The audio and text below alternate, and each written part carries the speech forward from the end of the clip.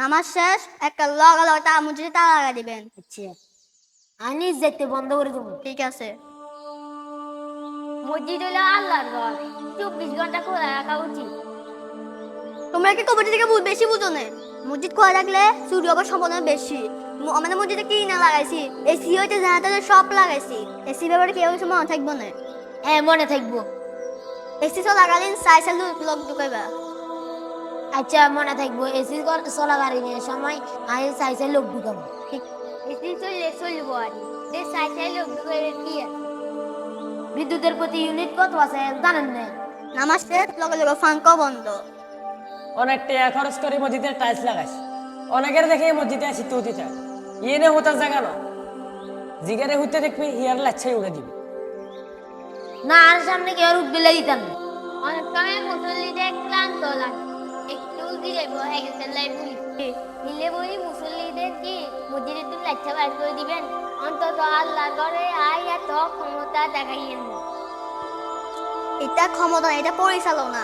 আরেক কথা, আল্লাহ দাদা ফিন্ডি ফান্ডা এখন মসজিদের দোকান নিষেধ। এ নিমাজ এতদিন আছি হাতে হজুত চলবো।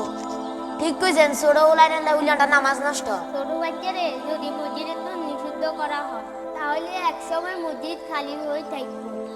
তাহলে এই মানুষের বান্ধব কিছু করে দেন।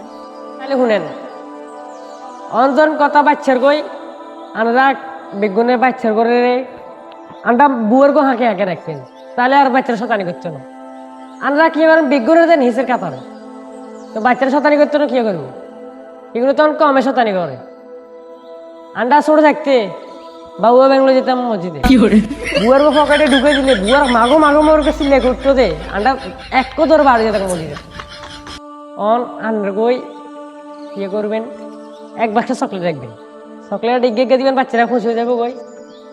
আর আপনি সিংকা কি বলছেন, মসজিদে নামাজ শেষ হওয়ার লগে লগে তালা মার দিবে লাগেন। অনেকে দেখা যায় কর্মব্যস্ততার কারণে নামাজ উঠতে দেরি হয়ে যায়। এবার সেগুলো হরে নামাজ উঠতে হলে যদি দেখে মসজিদে তালা মারা, সেগুলো আর নামাজ ওঠা হচ্ছে নয়। এই নামাজ ওঠার কারণে যে সেগুলো খালি ঘুরবো হ্যাঁ গেছ না, কিছু গুণ আর নয় গই হবো।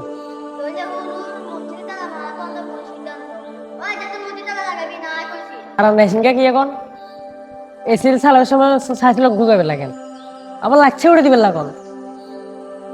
অনেক সময় মসজিদে কেন আনতে লাগবে, মসজিদে তো উঠবো হিলবি জানো লাগছে উঠে দিবেন কেন? যে উন্নয়নে মসজিদ থেকে মুসল্লি দুম্বা দিন হে এসি লাগাতে কছে কি? এই উন্নয়নের দরকার নাই, যে উন্নয়নের মসজিদ থেকে মুসল্লি দূর করে দেয়।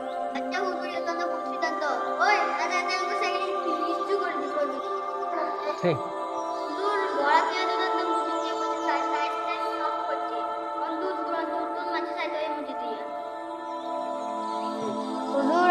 আমরা তো পাচ্ছিলাম পার্কিংয়ে গেছি সেখানে লাগাবো, অনেকের সামনে দিয়ে লাগাই দেবো। বড় দূর দূরান্ত নতুন মানুষ লাগিয়ে গাড়ি চালা মজুরির সামনে তার হুন্ডা থাকে তাকে রাখেন শুরু যেতে হবে। গাড়ি মালিক যদি সিটটা না থাকে মানে জায়গায় কি চিন্তা করলেন, মনিটর যদি সামনের দেওয়ালা লাগান তো মুসল্লির তো খালি মন যাবে হেঁটে।